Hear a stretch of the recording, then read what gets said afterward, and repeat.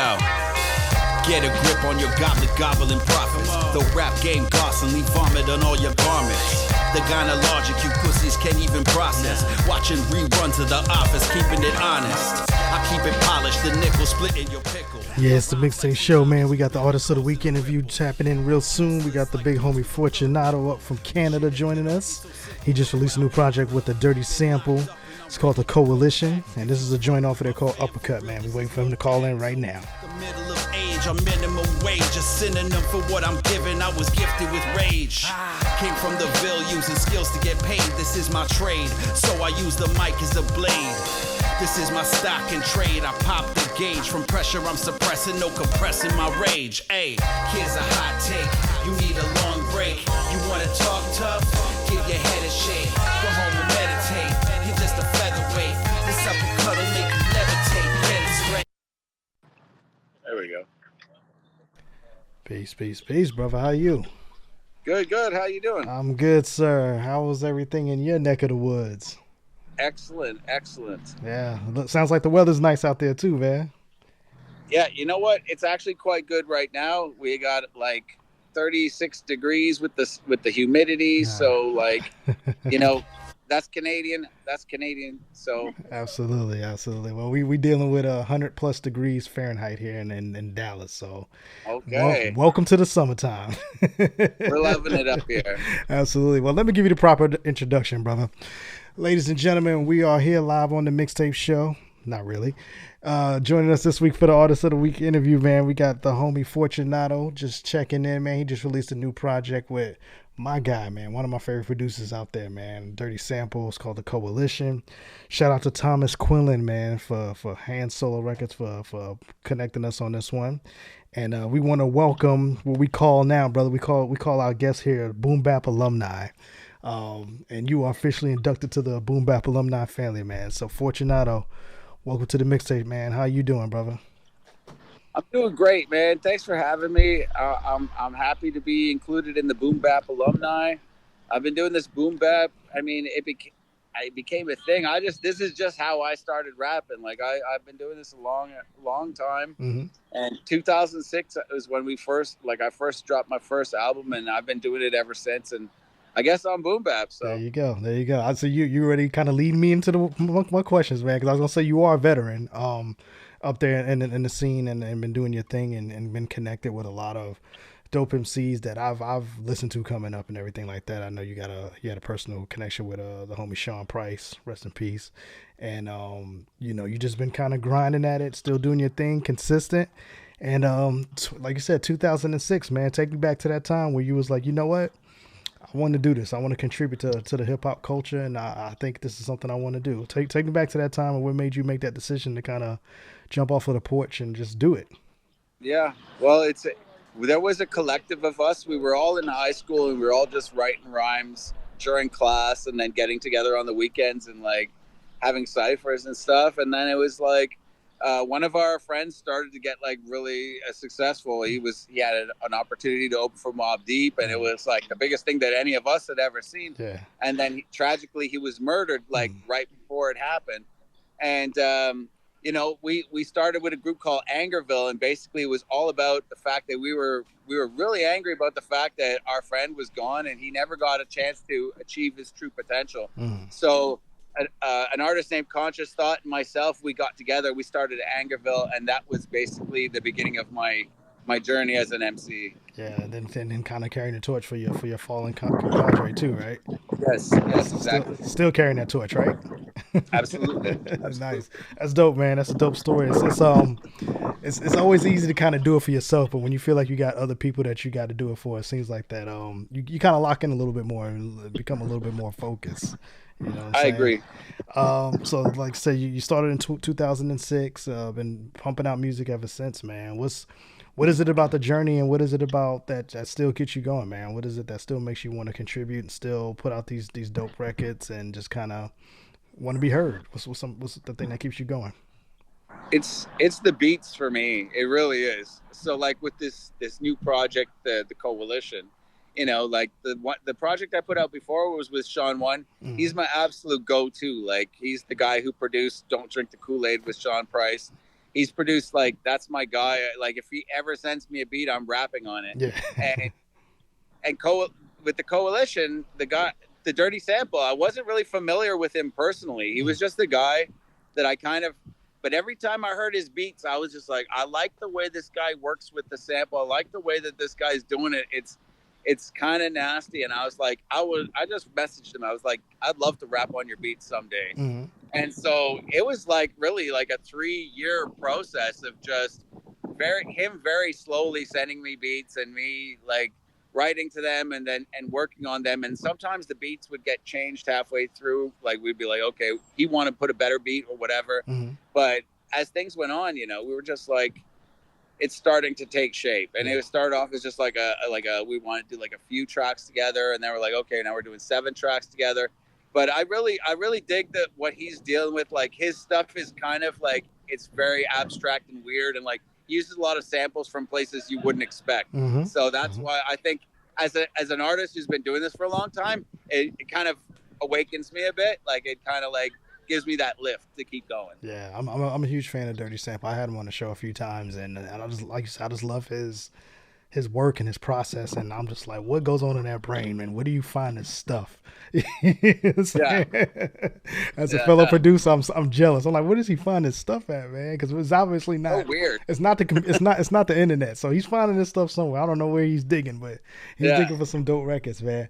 And that's dope that you said that too. That you guys kind of took your time with the project, where we 2024 is kind of a microwave mentality, where producers send out a 10-track pack and MCs rhyme to it, and then they put it out 2 weeks later, where, like you said, we kind of built this thing and built on ideas and switched some things up here and there, which, the final version of what you guys are working on is out, and it sounds like that. It sounds like you guys have been really, it sounds like you guys sat in the studio together and recorded this together, and it's a really cohesive sound where I'm a big fan of one producer and one MC doing a whole project, and you both kind of on the same wavelength, man. And it's dope that we have that still. Artists like yourself who respect that and just love to take their time with the work and do it. So congratulations on the release, man.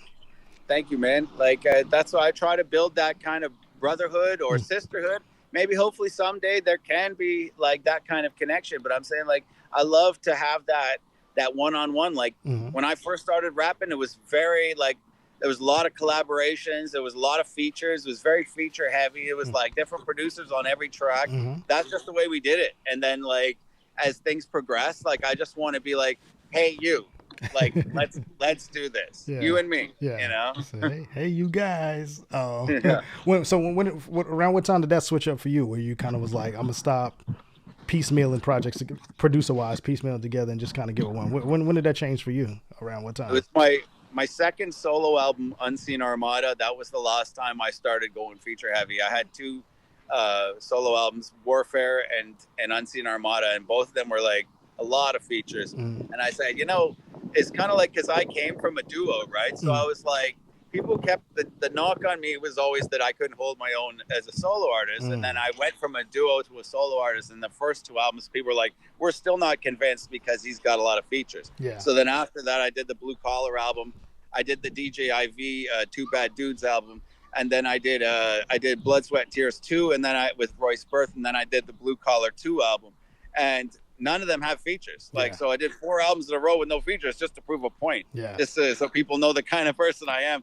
Like I do like, get, I do take it personal, like I do, this is a competitive arena. And like, when it comes down to it, I know like through, the battles that I've done and the albums that I've made that like, there's always going to be someone there that's just like, oh, he's mediocre, this and that. And I'm like, I'm used to the naysayers, but that just makes me want to rap even harder. And I guess, I do owe them in a sense because it keeps you going, especially as you get, you get up there. That's crazy because like you said, you take the criticism, you internalize it a little bit, you maybe personalize it some, but you've turned it into a positive. We're like, okay, this is a challenge for me as a creative. So let me go ahead and attack that challenge. Whereas most people, they get sensitive and they just throw out you're just hating on me, line or whatever. talk about that, man. Having thick skin, you know what I'm saying? Yeah. Music is subjective. You know, we all know the people who are reasonable know music is subjective and one opinion doesn't matter. But Sure. when you do hear those knocks and maybe those knocks that you hear and you take to heart are from people who you say you may consider qualified for those type of knocks. So how do you like I said, you internalize that, personalize that, and flip that around? What are some of the things that help you kind of get through that process where you're like, you know what, forget y'all, I ain't even gonna make music for y'all, or and turn into, you know what, okay, I got you. Watch this next move. I mean, like when it comes down to it, like my own family will tell you, like I don't have thick skin. Like I'm a sensitive person. I'm a Libra. You know, when it comes down to it, like that's kind of why, like I feel like I'm quite in tune with a lot of things because I do feel a lot. Like not, I don't know if I'm a full blown empath or whatever, but I'm just saying, like I do feel quite a bit. So everything is logged in my, like whether I like it or not, and you know what it so. But when it comes down to it, as an artist, like what I've learned just through life in general is like negative doesn't get you anywhere, no matter what. So I'm always on a positive tip, whether it's like someone says something that I feel is hurtful. But at the same time, I look at it, I'm like, from their perspective, I'm like, yeah, I could have rapped better. I can rap better. I will rap better. So, you know, and that's what I carry with me. I'm like, okay, like, yeah, you know, you never really hit the pinnacle of your abilities. You just keep going and striving. So, you know, if they feel like I didn't quite bring it on this track or whatever, like as long as it's just not intentionally hateful, right? Yeah. Like that's the other part of it. Yeah. If like, for instance, like I don't know, if I had political beliefs that you didn't align with, and then all of a sudden all my music sucks, then I would have questions, right? Yeah, but absolutely. you know. But you know, we old enough to understand that, and I'm just like, man, I'm just out here trying to rap, and that's it. Yeah. So what is it about this project that with Dirty Sample that, in your opinion, helped you kind of step it up a little bit? What's some of the things that not the things itself, but what's when you heard these beats and all of that? What is it inside that you was like, okay, was it obviously you want to do better than the last project, but did you feel when you heard the beats like, okay, I gotta attack this because it's like you said, it's a little abstract. It's a little bit something different than I'm used to. So let me figure out clever ways to attack these abstract beats so we can kind of be in sync with each other. Yeah, well, it's crazy. So like the first song that we put together, like it was produced by Fred Star, but then the guy who a guy came in and said to Fred, like, I want that beat. Fred made the decision to give him the beat. So I was like, but I was really happy with what I wrote to it. So that's when I approached Dirty Sample, and he remixed that, and then we just took that and we said, like, you want to do another one? You want to do another one? Yeah. And that's how we did it. Yeah. But every time he sent me something, it was so different than what I'm used to getting. Like, it was just really, for me, it was really strange. And I'm like, how do I rap on this? So I would just spend days of like, how am I going to do this? And I'm like, the first thing I thought was like, don't rush it. Like, just let it come to you. Play that while you're doing anything, just going for a walk, whatever. And it kind of grows on you. And then over time, I was just like, okay, yeah, okay. And it did bring out another level of rapping that I wasn't sure. It gave me actually a little bit more time to like conceptualize, because way I write, it's just off the cuff. Like I don't come in with a preconceived. I do it very much like freestyle. So I come up with just one phrase in the beginning of my raps, and then I build a song from there. With his songs, I was like, the timing is so much different than what I'm used to. I'm like, how do I adjust to this? Then in the end, I realized it gave me more time to like say stuff that I normally wouldn't have time to say, if that makes sense. Absolutely. Yeah, I was just about to say, like we spoke about him earlier, Sean Price is really good at that, where he can take a 16 and turn it into a 32 just by so much information that he gets in there. It's so true. It's so true. And that's what I loved about him, because I was like, man, this dude is really going in. So yeah, he just takes the bars and just breaks them, monkey bars. You know what I'm saying? Like that's what he did. Like it didn't matter.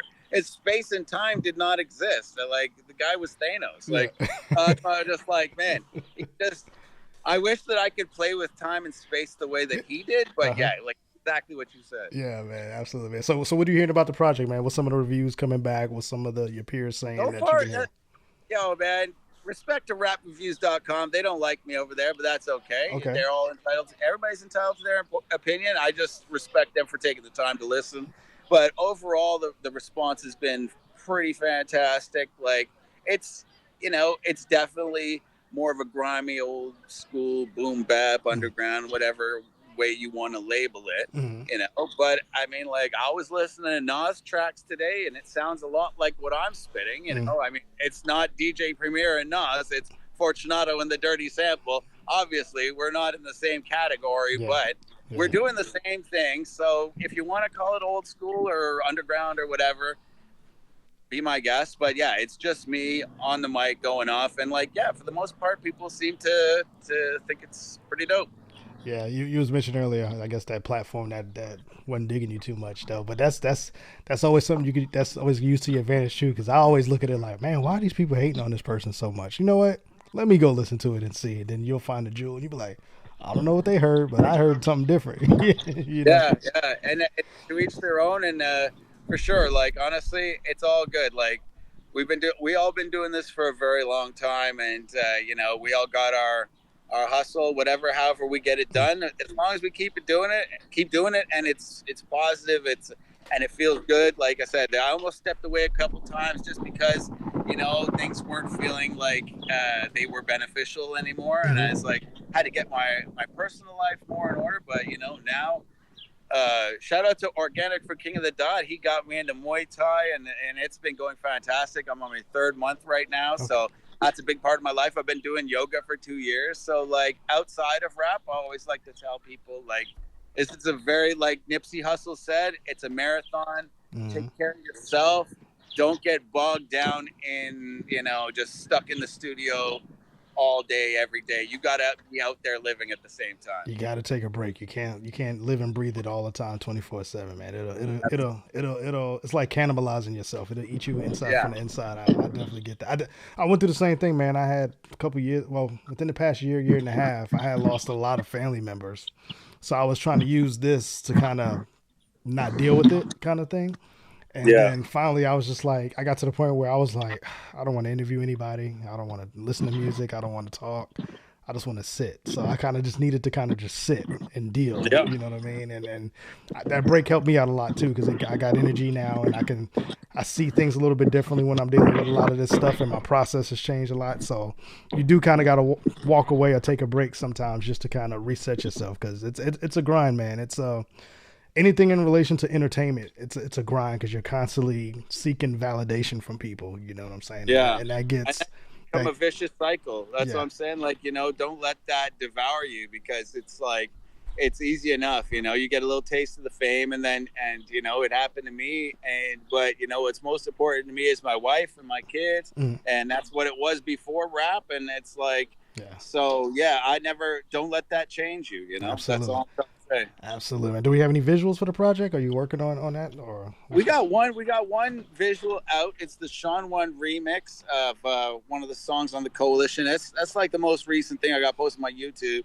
Me and YouTube, we're not like super friendly right now. They don't want to monetize my content. So I'm just, I'm like, give me a reason to make videos again, really. Absolutely. I hear you. I've done a lot, though. If you go to youtube.com/Anchorville Music, like, you can watch videos all night till the sun comes up. Yeah, but you just can't reap the benefits of that, right? I get it. I mean, right now, it just doesn't make sense, because YouTube's being really stringent. And, it's even with my friends at King of the Dot, they're just like, man, it doesn't even make sense. We should put it on a Patreon, or just put it from a website and stuff, like if people really want to see it. And then and at the same time, you got videos that are just like people, like right now, me holding the phone, and they're getting more views than if I go out and do a full-on shoot. So understandable. That doesn't make sense either. I would love to give people more visuals. We've had a ton, but right now we're just hoping that things change so we can do that. I'm the same way, man. I as a producer, I do a lot of collaboration projects with artists, and we kind of do like a 50-50 kind of thing, where they want to go put it out wherever they want to put it, that's fine. But I house everything on my website. I don't want to deal with the streams. I don't want to deal with any of that stuff. Like, if you want to come see it, listen to the music, here's a place for you right here. You can stream it, buy it here, and let's leave it alone. Keep it simple, right? You don't want to have to deal with all that other stuff. So I definitely get that, brother. I definitely get that, man. That's it. So where can we listen? Where can we get the project, man? It's out. Where can we go? What's the best place to go get it where it benefits you as the artist? That's handsolorecords.bandcamp.com. That's the main spot. Okay. So yeah, you go to that. That's we're trying to direct everyone there because 100% of the profits. No one's taking anything. If you do have to go somewhere else, it is everywhere else. So like you can go to all the other spots, but handsolorecords.bandcamp.com. That's where you can show like real support for everyone involved, not just me, but producers, guys who mastered it, we got cassettes coming out soon. I was about to ask. I And know. they're I know the hand Yeah. solo family always does I something don't physical. want to steal your next question. I was gonna say Thomas is always good with the physical music because I love to purchase the physical, so I can't wait to get that, man. I love to support. Yeah, the we're brand. not pressing vinyl on this one, but we do have cassettes coming, and the B side of the cassette is the entire album remixed by different producers. Nice. And we have different MCs that are featured on it as well. So like you get like a whole different album. And I've listened to it, and like some of these guest producers who remixed the album for the B side, like they've just it's insane. I can't stop listening to it. Nice. And I don't even like listening to my own music, but these guys' beats make me want to listen to it. So check that out. So as a vet, man, because you kind of been through it, so you've been there when physical music was a thing that was primary, and then we went to the streaming and all that stuff. Well, we went to the MP3s, and then we went to the streaming. Now it seems like slowly but surely we're coming back to the physical collectible CDs and cassettes. How are you feeling about that now? That people are actually going out there looking for your music physically now, where they want to touch it, feel it, read the credits and all that kind of stuff. I mean, I hope that's still going on. Like I've had my stuff in record stores. Like I had a thing with Sunrise Records and a couple of distributors back when I was with UrbNet. But my stuff's been mainly online for a while now. So like, I mean, my records, I always like to have vinyl press just because I'm a hip hop head. And I love the fact that my stuff is actually on vinyl, that somebody thinks that my stuff's good enough to be on vinyl. So like, I'm just like, damn, like, because honestly, I'm not the one footing the bill. Like there's other people involved that are actually saying, hey, Fortunato, we think that your vinyl's good. And whether it sells or not, like whatever, it's still like, it ends up we have a place up here called Value Village. I guess it's like Salvation Army, whatever. Sometimes I'll find like things like that there, and it's whatever. It's still a lasting legacy as far as I'm concerned. And that's why I love it when that happens. But, like for instance, it's like right now with the cassettes, I'm good with that too. We went on tour like for the Two Bad Dudes cassette that I dropped with DJ IV. Like we went on tour and they sold out, and it just so happened like people would roll up to these shows with like a car that had like an old cassette player in the car, and they're like, man, I've always wanted to use this, and then they like drive off bumping a cassette. So like there is definitely value to it, and I wish that like we could bring that back as far as like if we could get more people like coming out in person and like supporting in that way would be good. Yeah, I think we're gonna get there, man. Because I'm a collector. I love collecting music. I love supporting my people. So that's always dope. I love looking at I got a thing right here in front of me full of old cassettes and new cassettes too. I got some of a hand solos joints in here too. So I love to physically touch it and look through the stuff, and I just love the new direction that it's heading. So I'm an old head, so like I said, whenever it drops, I'll definitely come support that and give me a cassette and have that. And hell yeah. But we definitely been banging some of the joints since Thomas sent me a copy of the project. I've been putting it on the show. We'll play some more throughout the next few weeks and stuff like that. After that, man, summertime. What else you got going on with the project? Like you said, you got the remix album basically on the B side. What else stuff you got going on? Yeah, man, it's pretty quiet this summer as far as doing shows and festivals and stuff like that. Like I've been working more in like food sovereignty right now, as far as like I've been getting more into my chef game. So I've been really doing a lot of cooking and stuff, and like I said, the Muay Thai and stuff.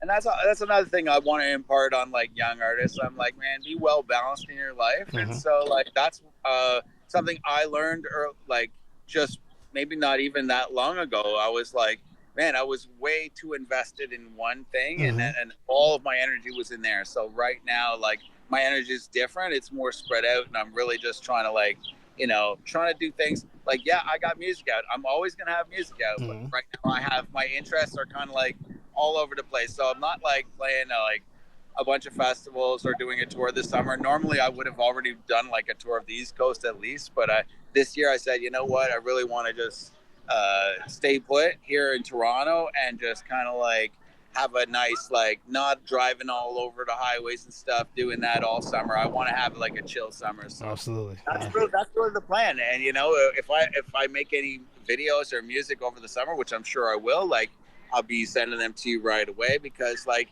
I'm always active as an artist, but like as you know, that's the one thing I just brought into this interview, and I always want to say is like, man, there's more to life. Like, hip hop is life, and it's one of the cornerstones of my life. But you know what?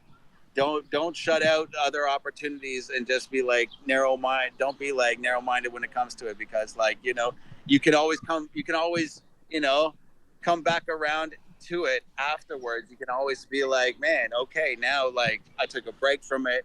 It's not like, you know, once you got it, you got it. It's just like riding a bike. People ask me, it's like, man, I just did a freestyle battle like last weekend. I hadn't done one in like 6 years for King of the Dot. I didn't win, but I mean, I went to the finals. Nice. And I haven't done that in like 7 years, since like there was like an Army of Pharaohs concert in Toronto. I was like, that was the last time I did it. And I was like, you know what? It just comes back to you. So like, absolutely. You know, like I said, don't feel bad if you gotta take a break. Like you were saying, you know, just it's time to just like sit with it for a bit. Like the mental health is a huge part of, you know, it can be taxing in this business, and like you lose that, you lose everything. So. Absolutely, yeah, man. It's definitely important to have different things going on. It's definitely important. Family is important. At the end of the day, it's entertainment, right? Hip hop is a form of entertainment, and sometimes you just don't feel like entertaining people. You just want to live your life. So, if you leave it in a good space, when you come back, people gonna always remember you. I always said that. If you treat people good, if you leave it in a good space, if you give back to it in the right way, it's never going to leave you. Like you said, it's always going to be people that's waiting for you to come back at some point. So, dope, man. Well, congratulations again, brother, on the project. It's dope. You are officially Boom Bap alumni. Shout out to my man Dirty Sample. He did his thing on here. I can't wait for the cassettes to come out so I can listen to that B-side. And anybody you want to shout out before we get out of here?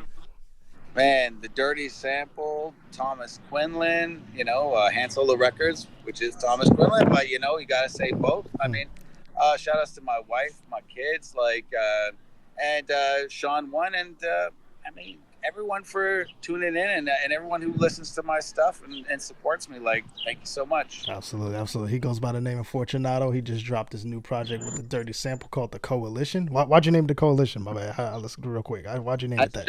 It's just like how we. That's just like a name that we chose for our musical bond. Okay. Basically, like gotcha. It's like.